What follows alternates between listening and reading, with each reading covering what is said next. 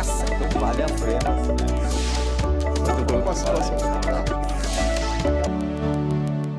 Olá, o programa em discussão de hoje vai falar sobre literatura e tecnologia na sala de aula. Nós vamos debater como essa combinação ajuda professores na formação de novos leitores. A partir da expansão das tecnologias eletrônicas de comunicação e informação, as pessoas têm outros estilos de vida, de trabalho, de se organizar, de representar a realidade e fazer educação. Isso se reflete em todos os setores da sociedade. A literatura e a tecnologia podem ser aliadas de professores na formação de novos leitores e também ferramenta para abordar a valorização da diversidade. Elas podem trabalhar juntas, explorar as habilidades socioemocionais e criar uma conexão entre o leitor, a história e seus personagens. E para falar sobre esse tema, nós vamos conversar com a educadora e escritora do Piraporeando, Janine Rodrigues, a professora Carolina Fonseca, que é CEO da Extra Class, uma das maiores comunidades de professores inovadores do Brasil, e Josias Silva, do Centro de Formação de Educadores. Sejam muito bem-vindos ao programa de hoje. Obrigada. Eu queria começar a conversar com vocês como é que a tecnologia tem sido trabalhada na sala de aula. Assim. Quem começa falando um pouco e a importância dessa tecnologia? Quem quer começar? Talvez, quer começar, Janine? Não, talvez acho que é muito legal a gente pontuar por que hoje a gente cria essa conexão direta da tecnologia com a literatura. Nós temos uma geração que nasceu junto com o celular, né? Eu tenho, na verdade, uma sobrinha, a gente fala muito assim, né? Ela pega uma revista e ela fica na revista com o dedo passando para ver se destrava a revista, porque a revista não faz barulho, a revista não faz movimento. Então é para essa geração que já chega no universo tecnológico, é para esse pessoal que a gente trabalha a educação. Já então é nasceram necessário. com a tecnologia, né? Exato, tá com eles, faz parte do cotidiano, do movimento deles mesmo, do mundo, do universo que eles vivem. E aí para essa geração, você precisa então ter algum momento que na escola, que no processo educacional, ela vai se sentir bem pertencente, né? Então você tem que trazer a tecnologia, não dá mais para a escola dizer, não, eu não sou muito desta ferramenta, eu sou tradicional. Você pode ter um princípio tradicional de educação, mas você tem que usar a tecnologia como ferramenta para você conseguir atender melhor esta geração. E aí eu acho que para passar a bola para os meus colegas aqui, é muito legal a gente pontuar o seguinte, nós temos a BNCC, que é a Base Nacional Comum Curricular, que prevê como as escolas têm que trabalhar todas as séries da educação básica, e uma das linguagens que é prevista é a linguagem tecnológica. Então, hoje, é uma obrigação para a escola, porque é previsto por lei, e, enfim, agora é trabalhar. Carolina, você tem uma plataforma que treina professores, que traz eles para esse novo mundo tecnológico, né? Você estava me contando antes como é que é o processo. Conta para a gente aqui. Bom, complementando ali o Josias, né, essa geração que é a geração alfa, né, que é nascida a partir de 2010, é a primeira geração já totalmente digital. Então, realmente, a educação do jeito que é, né, grande parte das escolas, ela é muito tradicional, né, ela vem no mesmo formato já há décadas e ela não conseguiu acompanhar muito bem o desenvolvimento da sociedade, do pensamento, do mercado de trabalho. E como os professores, na maior parte dos professores, eles são formados ainda em universidades, faculdades tradicionais, né, sem muito ainda a entrada de tecnologia na grade, quando eles vão para o mercado de trabalho, eles têm primeiro um grande problema que é a entrada no mercado de trabalho, né? Como que ele vai se adequar nessas escolas contemporâneas que, por causa da BNCC também, hoje já exigem um perfil diferente de professor, que saiba tecnologia, que saiba metodologias ativas. Então, para o professor que já vem de uma formação tradicional, como que ele consegue a entrada nessa escola? E quando ele consegue, né, passar num processo seletivo, ele sofre uma pressão interna, pessoal, muito grande, né, que na verdade é uma mudança de pensamento, que a gente chama de mindset, que ele precisa passar, uma transformação pedagógica, então, que nós propomos dentro da Extra Class. Que tipo de transformação pedagógica? Sim. E como que vocês trazem a tecnologia para esse contexto? Claro, claro. Nem todas as escolas brasileiras, elas têm tecnologia, né? Grande parte das escolas são escolas públicas, muitas, até mesmo as particulares, não tem salas de informática, não tem internet. Mas tem um aluno lá com o aluno celular. com o celular. Então, hoje em dia, não precisa mais a escola ter um computador para cada aluno, porque cada aluno já tem um computador no bolso, a gente costuma dizer. basta que o professor ele saiba utilizar a tecnologia a favor dele, a favor da aprendizagem do aluno. Então, durante a formação que a gente dá para esses professores, é mesmo mudança de mindset dele. Como que o professor ele pode planejar uma aula diferenciada, uma aula onde o aluno ele vai se sentir mesmo enturmado, engajado. Dá um exemplo prático, por favor. Por exemplo, a gente pode trabalhar, a gente vê muito dentro da matemática, por exemplo, a gente vê as nossas crianças tendo que decorar as fórmulas para somente fazer a prova, né? Então, é como se a criança, no processo dela de aprendizagem, ela precisa decorar para realizar a prova, ter a nota média e depois ter uma outra disciplina. Ela não entende que aquela matemática que ela está aprendendo é para ser aplicado no dia a dia, mas porque muitas vezes o aprendizado não foi significativo, né? Não teve, o professor às vezes não conseguiu passar essa missão para o aluno de onde ele vai implementar. Então fica um pouco sem propósito e a criança ela não consegue fazer a ponte, né? Então é por isso que a gente fala muito de aprendizagem significativa. Janine, falando de literatura e tecnologia, você que é escritora, já ganhou vários prêmios, eu estava vendo aqui sua lista de prêmios, é enorme, parabéns. Né? Obrigada. Aqui no Brasil e no exterior e tal. Como trazer a tecnologia para fazer com que os alunos voltem a ler, né? A gente tem aí no Brasil hoje um índice de leitura menor que outros países da América Latina, Uruguai, Argentina, Colômbia. Chile, Colômbia leem mais do que a gente.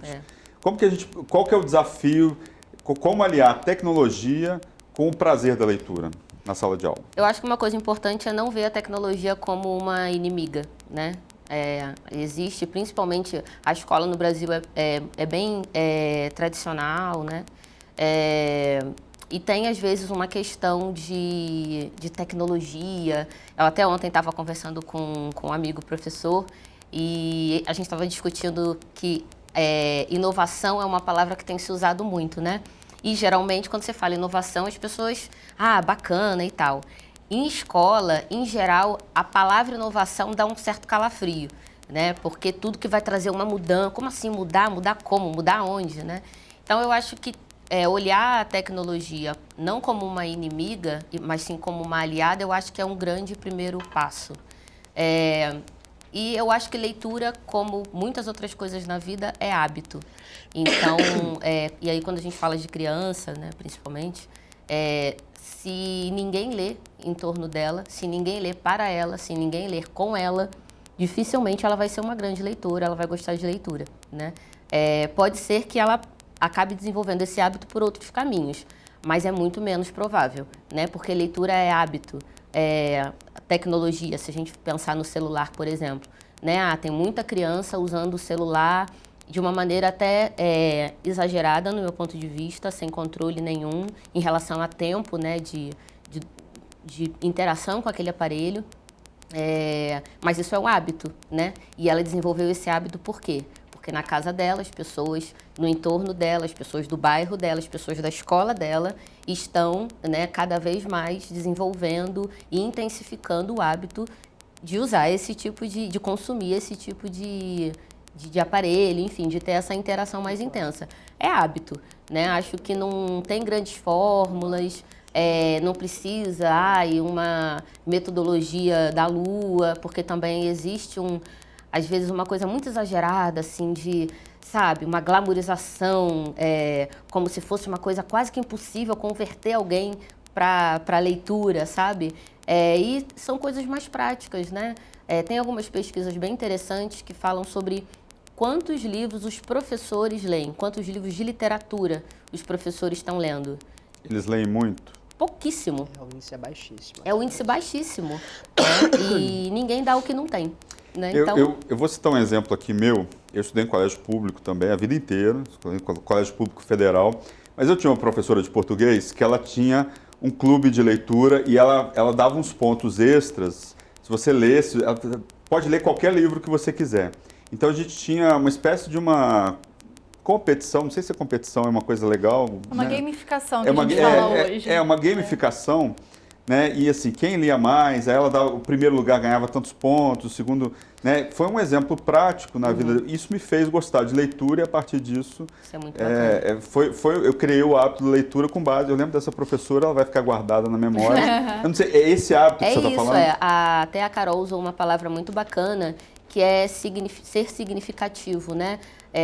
A gente, uma coisa que eu acho que é extremamente equivocada, por exemplo, é pensar estratégias de leitura em relação a quantidades, né? Temos uma meta esse ano da turma ler 10 livros, que eu acho uma meta bacana, acho um propósito bacana, mas a leitura tem que ter uma parte significativa muito bacana, porque a gente tem muitos estudantes que leem um livro de literatura, que fazem uma prova, que tiram uma nota boa na prova e que uma semana depois, 15 dias depois, eles não sabem mais, não têm ideia mais do que se tratava a história, porque não foi uma leitura significativa. Eles leram para fazer uma prova, né? Eles não criaram envolvimento, eles não criaram laço com a história.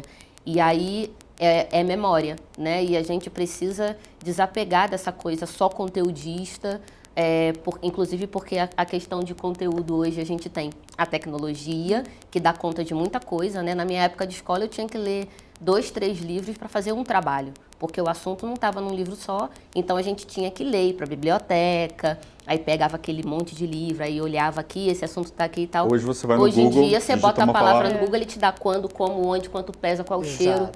Né? E aí muda até o papel do professor nesse Exatamente. meio, né? Porque antes o professor, ele era o detentor de todo o conhecimento. Conteudista, né? Totalmente conteudista. Hoje em dia, o Google responde tudo que a criança quer. Então, como que o professor tem essa crise, né, quase pessoal, poxa, eu estudei para ter o domínio e eu chego na sala de aula e meu aluno faz a pergunta que eu não sei ou que ele sabe mais do que eu, então fica naquela situação, né? Tem um fator que é muito interessante a gente considerar, que é a mediação de tudo isso. A Carol trouxe o papel do professor nessa figura. É isso que eu ia te perguntar. Quer dizer, a tecnologia ela é uma maldição ou uma bênção em determinados momentos, assim?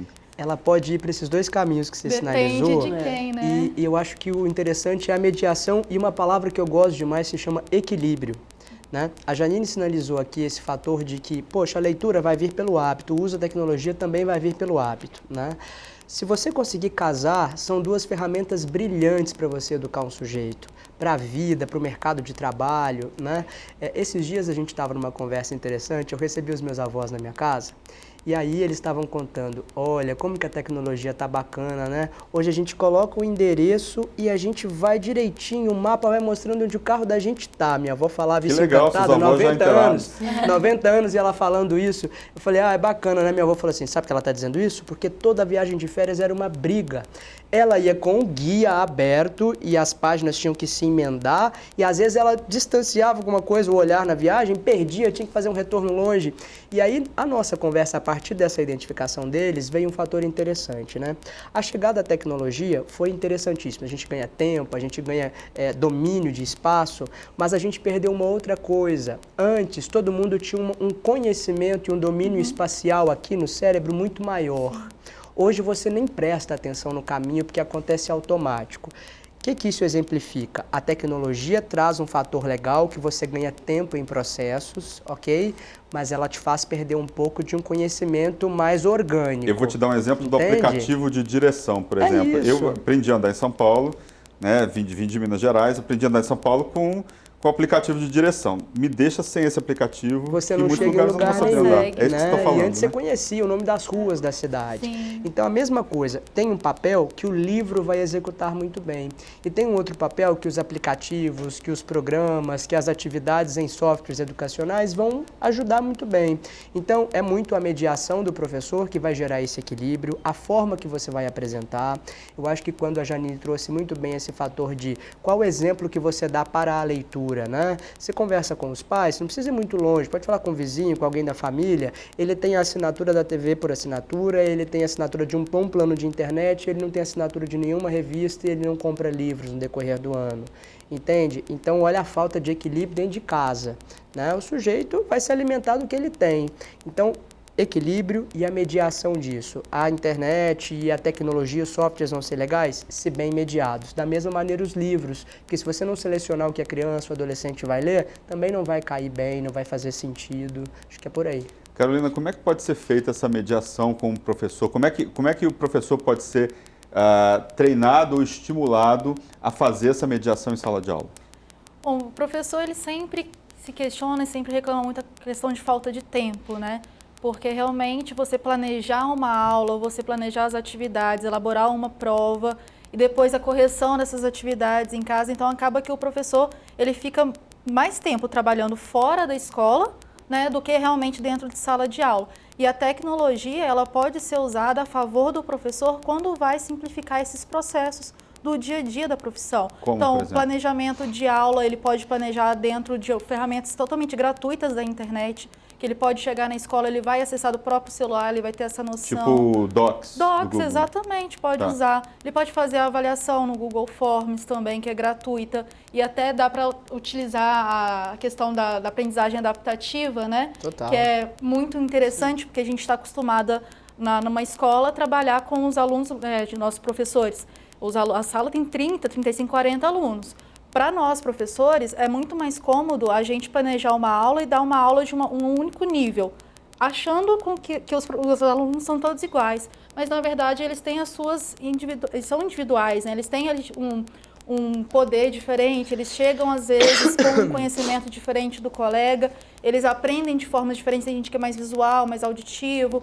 Então, quando a gente trabalha com a tecnologia, uma aula de 50 minutos, a gente pode abordar várias formas de emissão, né, de conteúdo e a gente consegue abranger e também trazer esses alunos mais para dentro da nossa realidade e muitas vezes com custo zero, né? Isso que é importante. Você trabalha, Janine, a questão dos afetos, né? Você tem um trabalho aí com afeto e tal. Essa questão do afeto também pode ser usada ali para puxar a tecnologia, a leitura. Como é que você vê essa questão? Se for genuíno, sim, porque senão não vai se sustentar, né? Tem muitas coisas que estão na moda. Afeto é uma delas, né? Afeto hoje é uma estratégia de mercado. Sim. Como sustentabilidade, por exemplo, né? Que é uma outra terminologia que virou moda, né? Então, todos os movimentos enfim, todo mundo quer dizer que é sustentável. Mas se é sustentável, aí é realmente só ali no relacionamento que a gente vai saber. Então, eu acho que o afeto, ele é importante, porque ele é essencialmente uma característica do ser humano, né? Ainda que você não dê afeto, muito provavelmente você está recebendo e está afetando alguém. Então, a gente queira ou não, o afeto está presente na nossa vida. Se for uma questão genuína, eu acho que sim. Mas tem algumas coisas, por exemplo, que eu acho nas relações de afeto que tem a ver com abrir mão de alguns privilégios, por exemplo. E aí, no relacionamento com a criança, um dos privilégios que nós adultos temos e que é difícil, às vezes, abrir mão, é a hierarquia, né? O quão importante é o que a criança diz e o quão importante é o que eu digo porque eu sou adulto. E aí, quem manda sou eu, quem escolhe sou eu, porque o afeto, ele está relacionado com respeito, né? O respeito está relacionado com escuta. Então, você tem que ter esse momento, né, de escuta e considerar aquilo que esse indivíduo está dizendo, ainda que seja uma criança. Porque criança também tem opinião, criança tem querer sim, criança tem opinião sim. Eu acho que a gente, enquanto, né, educador, a gente media esse querer, porque tem muitas coisas que as crianças vão querer fazer e que elas não têm uma maturidade, uma idade para poder fazer aquilo. Mas ela tem querer, né? A gente precisa abrir mão de alguns privilégios em relação a essa questão do relacionamento, porque aí o afeto começa a fazer sentido, né? Aí eu acho que a aproximação com a criança, a forma que ela vai te respeitar, porque você a respeita, começa também a gerar uns impactos bacanas em relação a você ser uma referência para ela. Eu acho que isso é importante. Eu acho que nesse tipo de afeto que eu acredito. Isso é uma das coisas mais importantes que você está falando. Sem na dúvida. relação professor-aluno, né? Sem dúvida. Os laços de afeto, de confiança. O professor é um herói, né? Assim, todo mundo tem pelo menos um professor que lembra da época da infância, da adolescência, né? Eu tenho vários. Eu lembro vários também. da minha professora de história, que me fez gostar de história, que ela ia para o Egito nas férias dela. Visitava as pirâmides, ela voltava contando das pirâmides do Egito. Que delícia. E tal, eu lembro dela até hoje por causa disso. Sempre tem uma figura de inspiração, né? Sempre a gente tem, e a gente deve ter, né? O professor deve ser uma fonte de Com inspiração, certeza. né? Para todo mundo. Falando um pouco do livro, você estava citando um exemplo aí na sua família, né? De que a criança pequena estava lá no livro, mexendo no livro e tal. E você falou de mediação também. Como fazer com que a criança, o jovem, o adolescente saia do celular e vá para o livro, né? Para o papel.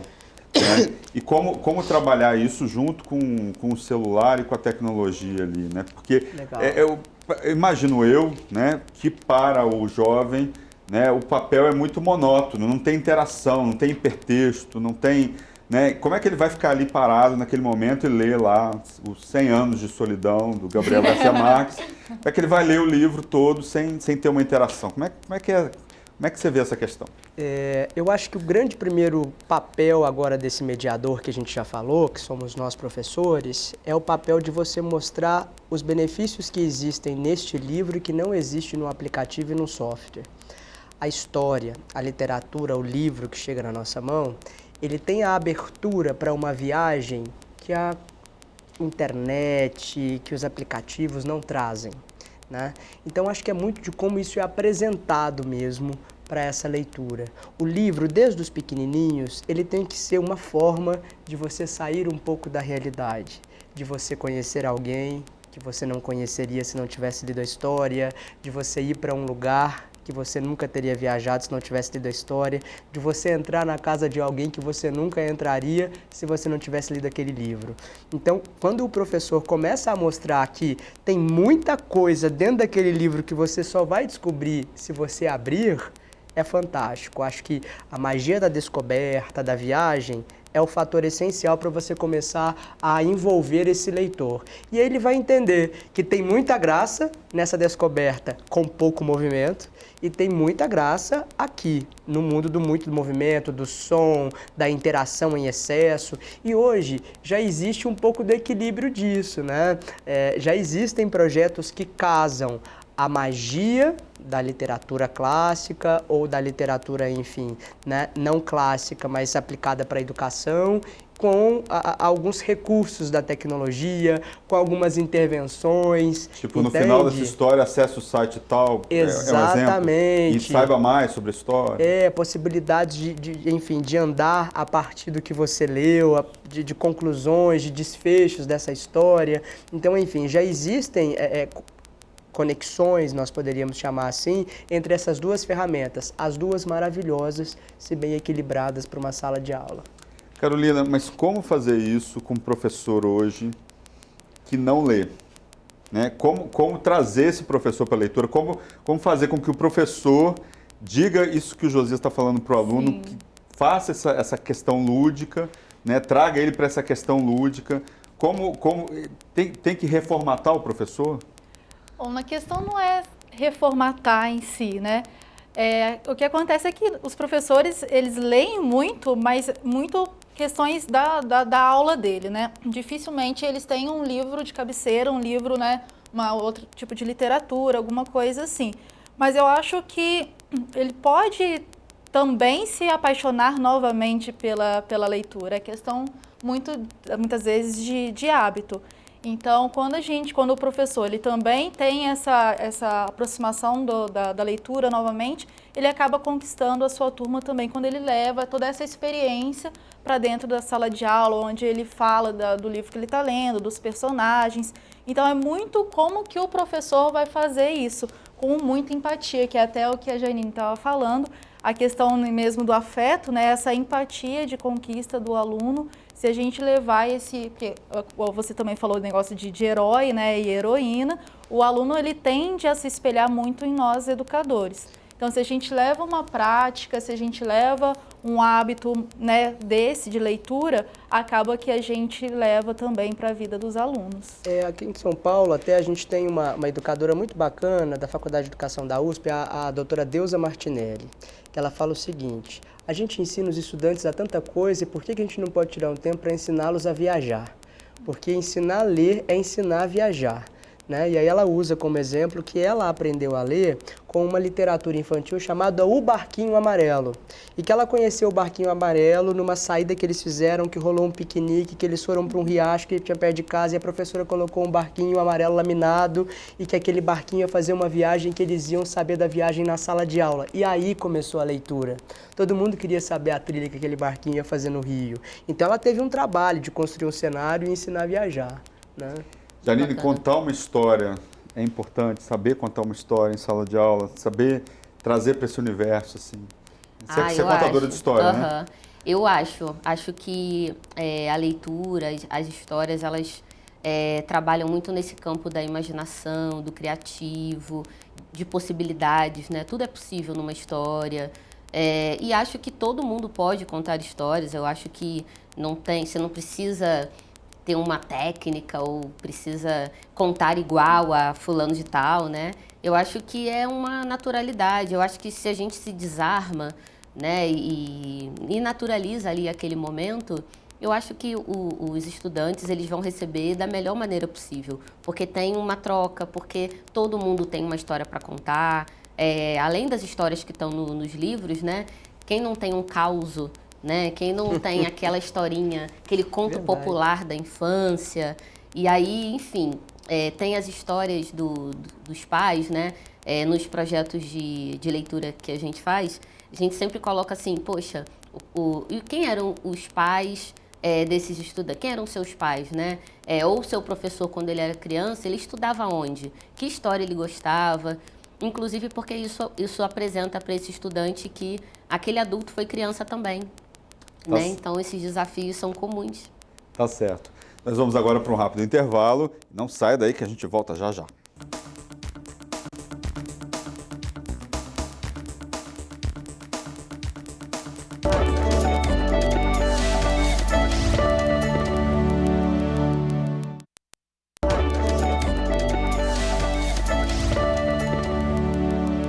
Estamos de volta com o programa em discussão que hoje fala sobre literatura.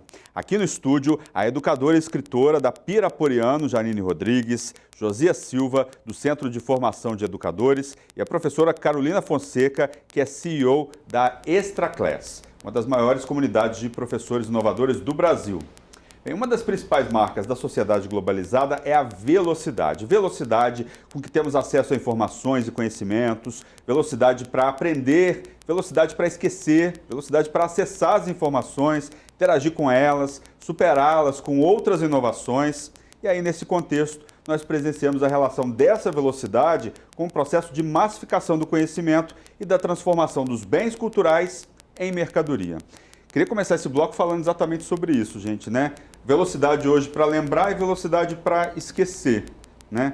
Como lidar com esse desafio, já que tudo é muito fácil de se esquecer, né? As pessoas estão muito acostumadas a essa velocidade toda. Nós temos dois pesquisadores de educação que defendem a linha de que a gente aprende e não esquece quando você aprende com uma carga de emoção. E isso é bem interessante e é disseminado para os professores. Eu, enquanto professor de pedagogos, eu trabalho muito isso. No planejamento do nosso processo de ensino, eu tenho que trazer uma carga de emoção para que aquilo fique marcado. Se ficou marcado, eu não vou esquecer. E aí, para ser emocionante, nem sempre vai ter que acontecer muito rápido, num curto espaço de tempo. Então, acho que a velocidade, também voltamos ao equilíbrio, ela se dá muito nesse planejamento, que vai prever um momento que traga uma carga de emoção para o estudante, e aí realmente, não se esquece. Oferecer um pouco de si também, oferecer um pouco de si para o aluno, isso é fundamental, né? É ferramenta para ser emocionante, para ser legal, para ser pessoal, para ser intimista. O ensino precisa ter dose disso, sabe?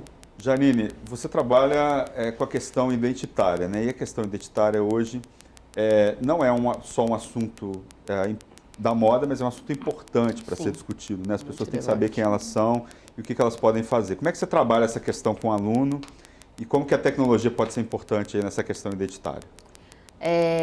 Bem, eu acho que uma das temáticas que a gente mais trabalha, que é a diversidade, a gente começa, inclusive, a refletir sobre alguns conceitos, né? O que é diferente?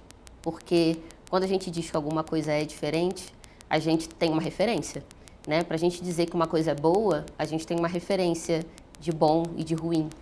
E quando a gente traz isso para a sociedade, né, para os seres humanos, como que a gente trabalha a diversidade? Já colocando que a diversidade, a questão da identidade, ela está ligada ao indivíduo, ainda que ele faça parte de um grupo maior. Então, por exemplo, numa casa, né, já existe muita diversidade. Numa única casa, numa mesma família, já existe muita diversidade. A gente não tem diversidade só entre norte e sul, ou bairro tal e bairro tal. A diversidade, ela está em tudo. E eu acho que a partir daí a gente começa a entender o que é identidade, né? Porque eu, por exemplo, sou uma mulher negra, né? Mas dentro do grupo de mulheres negras, eu sou a Janine. Eu tenho a minha identidade, ainda que muitos temas sejam transversais às mulheres negras, existem temas que são meus temas, que são assuntos meus. E aí, a partir da minha identidade, eu consigo contribuir em todas as camadas da sociedade para o todo. Mas primeiro eu preciso saber quem eu sou. É impossível a gente mudar qualquer história sem saber a nossa própria, né? E quem somos nós dentro desse grupo. E as crianças e os adolescentes, por incrível que pareça, entendem isso de uma maneira mais simples do que os adultos, eu acho, sabe? Eu acho que é porque eles estão construindo algumas percepções e algumas opiniões, às vezes até de uma maneira exagerada, né? Eles querem que a opinião deles, eles querem que aquilo que eles acreditam e que eles entendem que seja realizado. E aí a gente, mais uma vez, enquanto educadores, a gente vai trabalhar e vai mediar esse querer. Mas eu acho que aí, trazendo para a literatura, por exemplo, existe uma relação quase que imediata da criança, né, do leitor, com a história, com os personagens da história, né? Que eu acho que é uma das coisas bacanas da arte, né? É impossível a gente se relacionar com a arte e ficar indiferente a ela. Não tem como. Se você lê um livro, se você vê um quadro, se você ouve uma música, se você vai numa exposição, qualquer mínimo relacionamento que você tenha com a arte, você não vai sair dali indiferente. E aí, trazendo para a literatura, para as histórias, é isso, né? Como você lê aquele personagem, eu acredito que as histórias, elas têm uma autoria na leitura, né? Eu escrevo histórias, mas a autoria final da minha história vai se dar na sua leitura. Porque você é outro, né? Você é um outro indivíduo, tem uma carga emocional diferente da minha. Então, o que é para mim o velho Nestor, para você pode ser uma outra coisa. O que é Noang para mim pode ser outra coisa para você. E aí é um leque de possibilidades, né? Porque as crianças vão criando essa relação com a história, com os personagens, com o que elas são, com o que elas acreditam, com a identidade que está ali. E aí concordam ou discordam, ou gostam ou não gostam, mas imune elas não ficam, indiferente elas não ficam. Carolina, a gente tem hoje a história lá da bolha, né? A internet, a tecnologia permite com que você, né, encontre grupos afins aos seus, mas ao mesmo tempo você fica muitas vezes preso naquela bolha e a partir disso você não escuta outras opiniões, que é importantíssimo no processo educacional. Você aprender a conviver com o outro, aprender a conviver com a diferença, aprender a viver com a opinião do outro.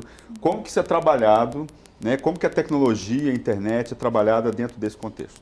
Dentro desse contexto, a internet ela é o contrário, né? Eu acho que ela até facilita, porque a criança ela pode conhecer outros mundos, outros universos, sendo que ela vai estar dentro da casa dela, dentro do quarto dela. O que a Janine falou de questões da criança, ela se basear muito no livro, eu comecei agora a pensar que os meus alunos, que hoje são da geração Z, eles têm uma característica muito peculiar, que eu já consigo ver que cada um tem uma personalidade dentro da sala de aula. Eles já não têm tanta vergonha mais, quando era da minha geração, por exemplo, que eu ficava com vergonha, eu ficava, né, às vezes, de ir com uma determinada roupa, um determinado tênis. As crianças não, agora cada uma já tem ali a sua personalidade, o seu gosto muito bem marcado, então é uma geração muito preocupada, né, com o próximo, que adora fazer trabalho voluntário. E a literatura, ela vem muito forte. Por exemplo, eu tenho uma irmã, a Duda, ela adora mangá. Então, assim, o estilo dela se vestir agora é mais, né, no estilo do mangá. A decoração do quarto dela, ela que fez. Pegou ela pelo afeto e ela já está formada no mangá. Essa relação é muito então, forte, a literatura, ela realmente quebra muita barreira. Mesmo a gente tendo vivenciado a bolha da internet, hoje a gente tem, né, uma chuva de informações muito grande, informações visuais, né, através do nosso smartphone, mas a gente ainda tem esse afeto, esse carinho por muitas leituras. E muitas vezes nem é o livro o físico mesmo, né? A gente pode usar a tecnologia a favor. Então, ler num tablet, ler no celular, no Kindle. Né? Então, a gente pode fazer essa ponte, mas lembrando, sempre tem que ter o equilíbrio que a gente já falou, né? Principalmente quando a gente fala de crianças e adolescentes. O que os médicos, eles aconselham é que as crianças tenham contato no máximo 2 horas por dia. É lógico que a gente fica muito mais tempo do que isso ligado, né, aos telefones, aos computadores, no nosso ambiente de trabalho, mas a gente precisa mostrar para a criança o mundo fora. Como é sem a internet, a interação física, social, sim, ela ouvir e ela também ter o seu argumento, a sua opinião própria. Isso a escola, ela é forte, né? É um dos papéis mais importantes na escola, essa socialização. E como que é o outro e como é conviver com o diferente, né?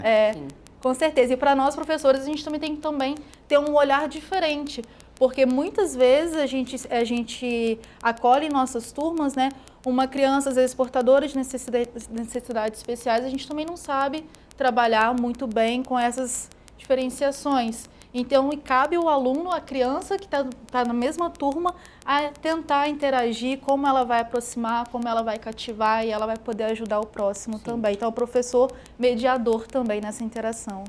Tá certo. Josias, é possível a gente transferir esse hábito da leitura para o tablet, para o computador, para o celular, ficar no livro físico, mas também fazer com que o aluno seja estimulado a ler nessas plataformas? É muito possível, usando sempre a referência de que essas duas ferramentas são importantes, tá? Eu vou dizer por que isso, né? Com os pequenos, na fase do letramento, estou falando da educação infantil, 4, 5 anos e depois nas séries iniciais do ensino fundamental, é interessante, até eu, enquanto formador de professores, sempre sugiro, use primeiro a ferramenta analógica, use o livro. O passar da página diz respeito à mágica que o livro precisa fazer, e o tablet não vai fazer isso. Mas hoje, muitas vezes, a criança primeiro pega o tablet, muito depois vai pegar o livro. Como eu disse, eu acho que eles já nascem assim, antes de chorar, eles já fazem assim com o dedo para ver se destrava o mundo, né? Sabe aquela coisa? Tem um pouco isso, é deles. Mas é importante, é um papel nosso da escola, trazer. O livro precisa chegar primeiro, né? Eu li na semana passada uma pesquisa interessante para compartilhar. No Vale do Silício, onde você tem hoje as maiores autoridades no universo tecnológico, enfim, vice-presidente Google, presidente-geral do Microsoft e tudo mais, esse pessoal que vive lá, os filhos deles estudam em uma escola que não usa tecnologia até os 14 anos de idade.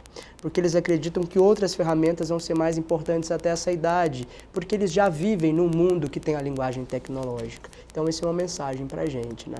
Sim. Tem uma matéria realmente bem bacana, algumas, né? Mas tem uma que fala do Vale do Silício. E aí, no último evento que teve lá, dos grandes desafios, né, dos participantes das empresas, né, eles estavam pensando como criar relações, né, entre as pessoas, como manter, né, como cada vez mais fortalecer, uma vez que a tecnologia está, muitas vezes, por conta do excesso, mais distanciando do que aproximando. Eu acho que é isso, eu acho que é ver a tecnologia como um meio e não um fim, e ver como uma complementação. Ela realmente possibilita muitas coisas, né? A gente tem um percentual enorme no Brasil de escolas que não tem biblioteca e nem salas de leitura.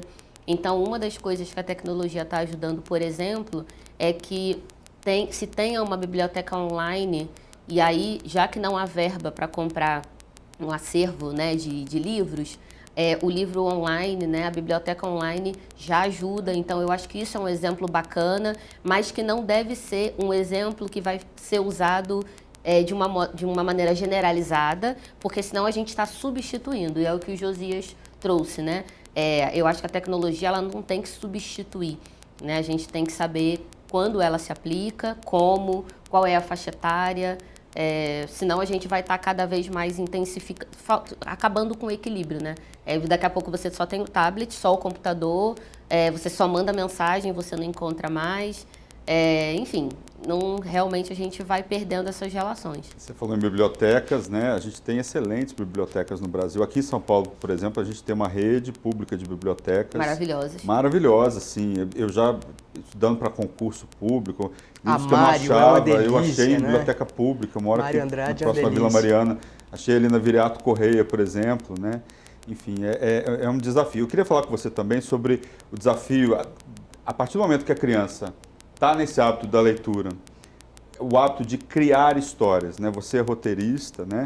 E como estimular isso dentro de sala de aula? Acho que fica uma pergunta tanto para a Janine quanto para a Carolina, né? Como estimular com que as pessoas de leitores virem protagonistas e façam as suas próprias histórias?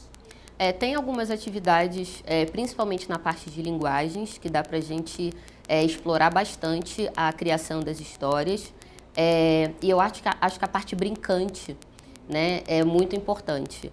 E aí, assim, brincar mesmo, né? Porque se você diz exatamente como a atividade vai acontecer, como, quando, o que vai para onde, isso não é brincadeira, né? Isso é um script de uma atividade que pode ser divertida, mas isso não é brincar, né? O brincar, ele é livre, o brincar, ele tem o participante como protagonista no processo de decisão. Então, acho que isso também é um outro conceito que a gente precisa entender. O que é brincar e o que é uma atividade divertida, né? E as duas coisas são importantes, porque tem algumas coisas que realmente precisa de um roteiro, de um planejamento, né? Que tenha um objetivo mais claro no final.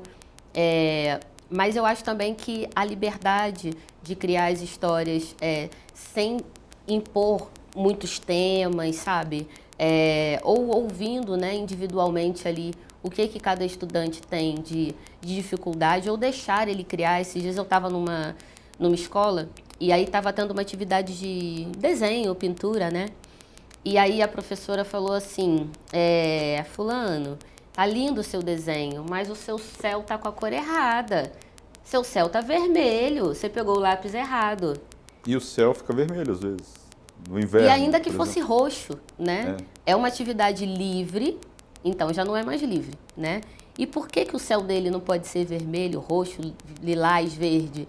E isso é uma coisa que pode parecer muito pequena, mas a gente está falando com uma criança de 6 anos de idade, né? E aí ela já entende que se ela vai ter uma história que tem um céu, o céu dela tem que ser azul, porque azul é o certo. E aí isso vai ter para ela um significado, com certeza, um significado muito maior do que aquele que a gente deu naquela resposta que parece simples, né? Porque você está mexendo com criatividade, você está dizendo como é a história do outro, a história não é sua, e aí, de novo, a gente tem a questão da hierarquia, né? A gente precisa escutar as crianças. A gente tem muito essa coisa de que eu sei, porque eu sou o adulto, porque eu sou o acadêmico, e a gente ouve muito pouco as crianças, a gente tem que ouvir mais. Carolina, você trabalha isso com os professores, essa desconstrução do professor para que ele estimule o aluno? Exatamente, isso que ela citou, né, ela exemplificou muito bem, por sinal, é o que a gente chama de metodologia ativa.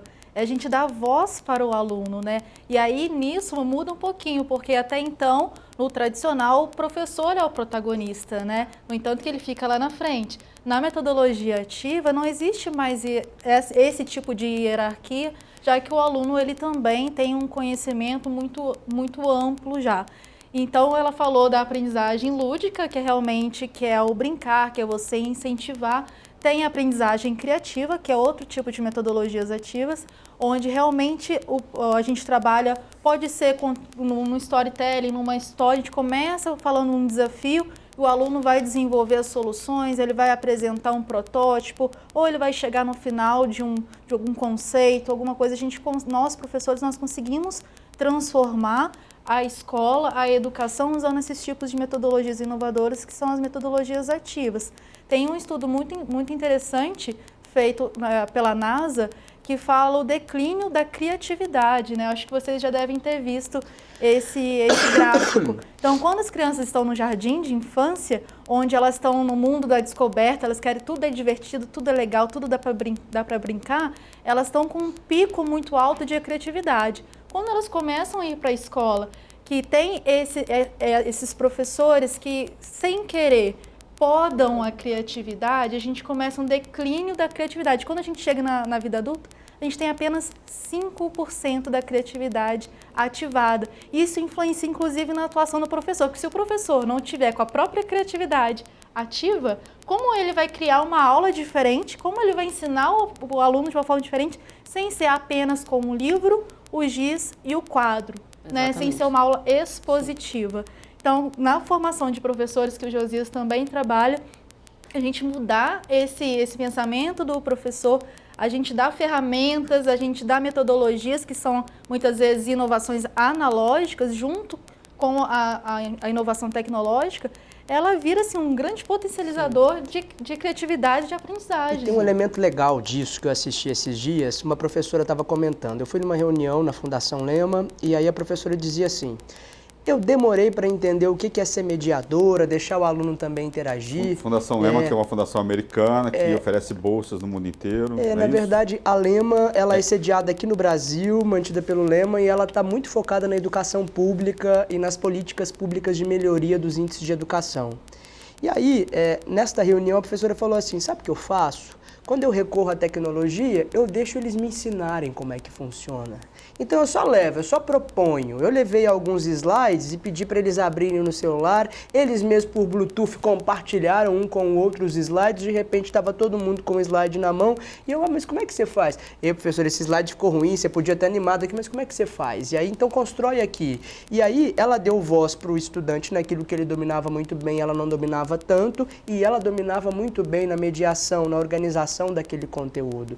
Então eu acho que esse equilíbrio e ao mesmo impasse você usar, porque eles sabem muitas vezes mais do que nós professores a usar aquelas ferramentas. Eles passam a tarde inteira olhando isso, entende?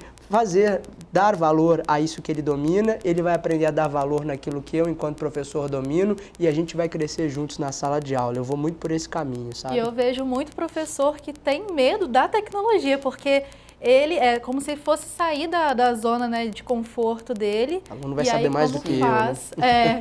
Aí como que você faz? Então ele fica com medo, com receio, ele fica com medo até de ser substituído por tecnologia. Eu falo, não, isso não vai acontecer. São elementos E é complementares. bacana essa coisa da escuta, porque tem muitas atividades que surgem de propostas que são colocadas pelos próprios estudantes, independente da idade. Sim. Né? Tem muita, quando a gente observa para depois propor, ou quando a gente propõe e deixa lacunas, né? A gente tem um projeto na Piraporiano que chama Trilhas Literárias, e tem uma estrutura de atividades, mas existem algumas lacunas para que os estudantes, eles proponham, para que o professor, junto com eles, proponha também. Porque quando você participa do processo decisório, aquilo tem um significado maior, né? Incentivar a leitura, por exemplo, é muito bacana, sei lá, chegar numa livraria com uma criança e falar assim: escolhe o livro que você quiser. Fala isso para uma criança de 5 anos de idade. Leva ela numa livraria grande, linda, e fala assim: você pode escolher o livro que você quiser. Já puxou ela pela Nossa, você já foi. Tomada de decisão é dela, num lugar incrível daquele, lúdico, criativo, né? Ela, com certeza, ela vai escolher um livro que ela já vai criar uma relação de afeto com esse livro, porque ela escolheu, porque ela foi levada naquele lugar para ela escolher. Então é todo um significado que ela nunca mais vai esquecer, né? Isso é muito bacana, é muito importante. Eu queria agora falar de um assunto que é um assunto importante nessa discussão, nesse debate, que é o universo paralelo que existe hoje entre a educação pública e a educação privada, né?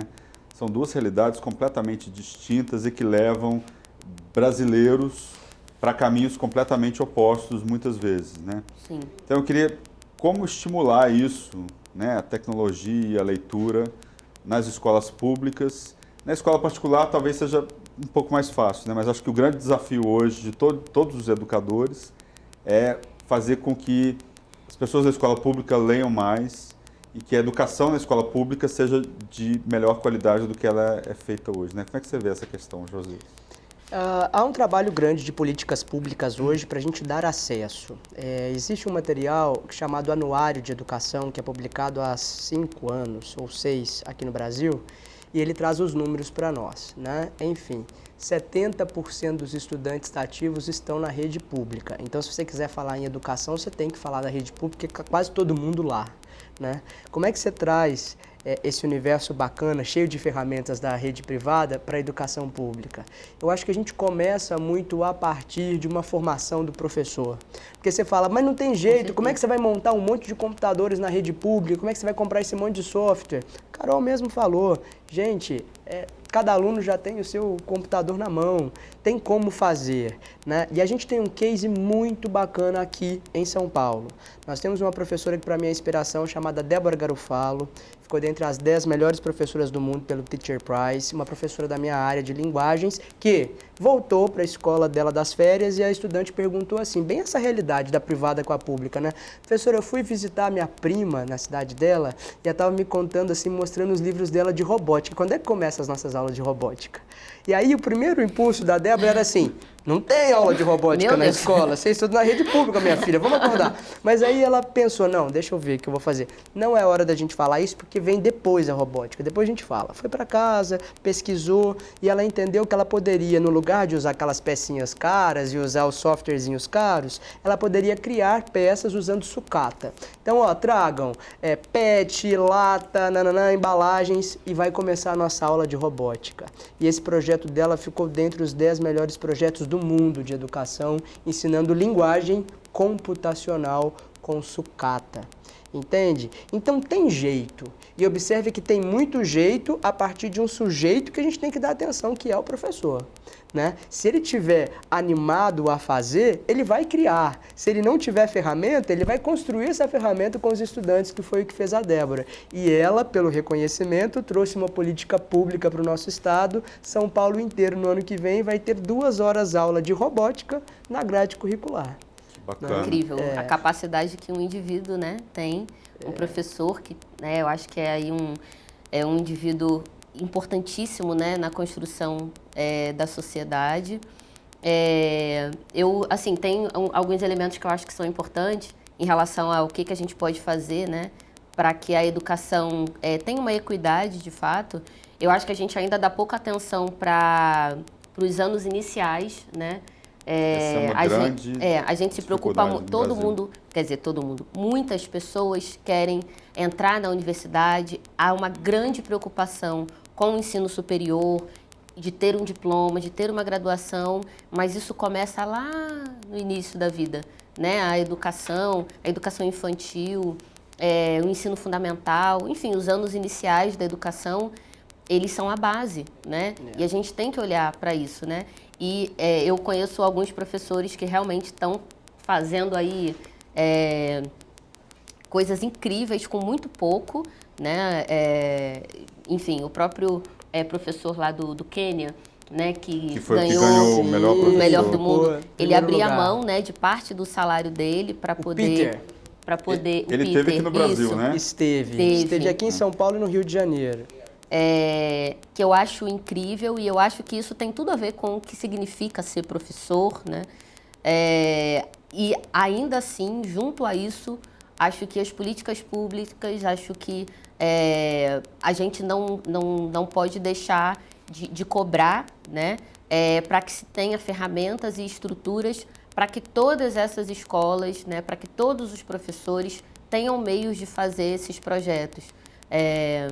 Até porque a gente sabe que as dificuldades elas são diferentes em determinados locais, enfim, né? Cada lugar é um lugar. Então, eu acho que os professores, se não fossem os professores, eu acho que a gente realmente já teria sucumbido, né? Porque eu acho que é quem está segurando ali realmente e não desiste, né? Se os professores desistirem, acho que a gente realmente não tem mais esperança. E ainda assim, mesmo com toda a garra, mesmo com todo o empenho, a gente continua precisando cobrar a criação e a execução das políticas públicas, né? Não ficar com uma coisa de, olha, tá vendo? Ela não tem nada, mas ela fez. Então, você também pode fazer. Eu acho que existe uma preocupação também para que, ainda que com um recurso muito escasso, o professor tenha conseguido, ainda assim precisamos de mais estrutura, precisamos de melhores salários, precisamos de escola que tenha tampão no fundo da cadeira, né? Semana passada eu estava numa escola que, assim, quase 15 cadeiras da sala não tinham assento. As crianças botavam um caderno para sentar em cima. Não tem, porque aí você está falando de autoestima da criança, ninguém estuda com fome, ninguém aprende com fome. E muitas vezes a refeição é a única. É a única, exatamente, né? Então há muita fome no Brasil, sim, né? Só quem não conhece o Brasil é que acha que não tem fome. Então precisamos conhecer mais o Brasil, vamos conhecer, né? Para que a gente possa, inclusive, executar boas políticas públicas, porque sem conhecer fica difícil. Como é que a gente pode mudar aí o professor para que ele vire um multiplicador de iniciativas, de conhecimento, de novas formas, para que ele possa também exigir melhores condições para ele dentro desse contexto? O professor, ele é uma pessoa apaixonada pela profissão. Acho que não existe quem fala que não ama o aluno e não ama ensinar, não é um professor de fato, né? Por isso que a gente ainda tem muitos professores, muitos educadores que abrem mão, muitos estados, né, atrasam o salário dos professores das redes públicas e eles continuam indo, continuam se dedicando, mas só que o professor ele tem um diferencial.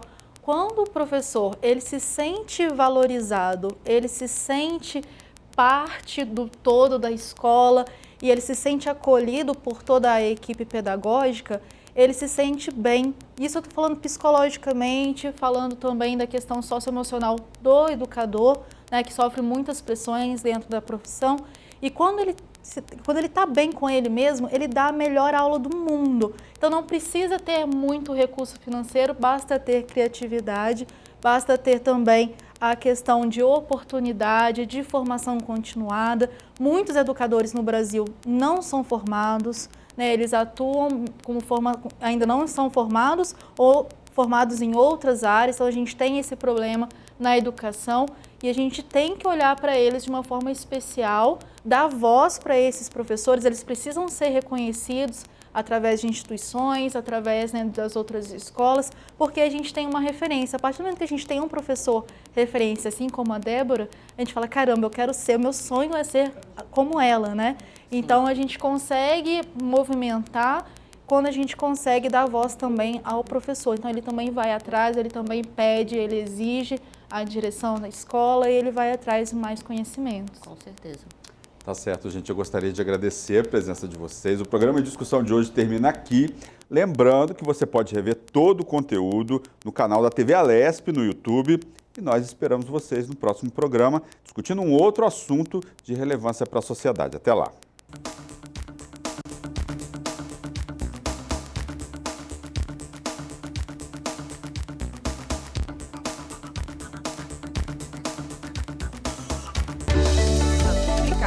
Vale a pena, né?